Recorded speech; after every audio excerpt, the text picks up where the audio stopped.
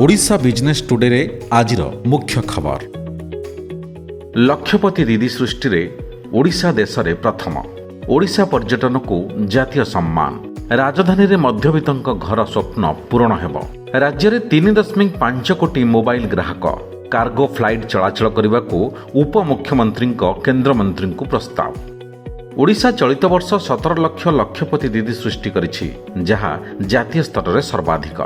ଏହି ଯୋଜନା ଗ୍ରାମୀଣ ମହିଳାଙ୍କୁ ରୋଜଗାର ଦେବା ସହ ନେତୃତ୍ୱ ନେବାର କଳା ଶିଖାଇଛି ବୋଲି ଭୁବନେଶ୍ୱରରେ ଅନୁଷ୍ଠିତ ରାଷ୍ଟ୍ରୀୟ ଲକ୍ଷପତି ଦିଦି ସମ୍ମିଳନୀରେ ମୁଖ୍ୟମନ୍ତ୍ରୀ କହିଛନ୍ତି। ଏହି ଜାତୀୟ ସ୍ତରୀୟ ସମ୍ମିଳନୀରେ 25ଟି ରାଜ୍ୟ ଓ କେନ୍ଦ୍ରଶାସିତ ଅଞ୍ଚଳରୁ ଲକ୍ଷପତି ଦିଦିମାନେ ଯୋଗ ଦେଇଛନ୍ତି। पर्यटन विकास रे उल्लेखनीय कृतित्व ପାଇଁ ମିଳିଲା पुरस्कार। टाइम्स आइकन ऑफ ओडिशा 2025 रे ओडिशा को मिली पर्यटन विकास रे उत्कर्ष सम्मान।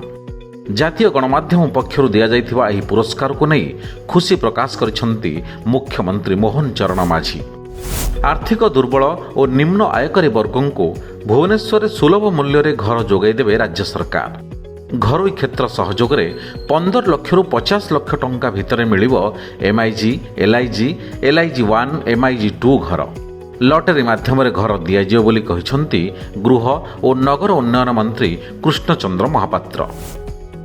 4.5 कोटी रु अधिक जनसंख्या विशिष्ट राज्य ओडिशा रे मोबाइल ग्राहक संख्या 3 कोटी 50 लक्ष 79 हजार टपिछि।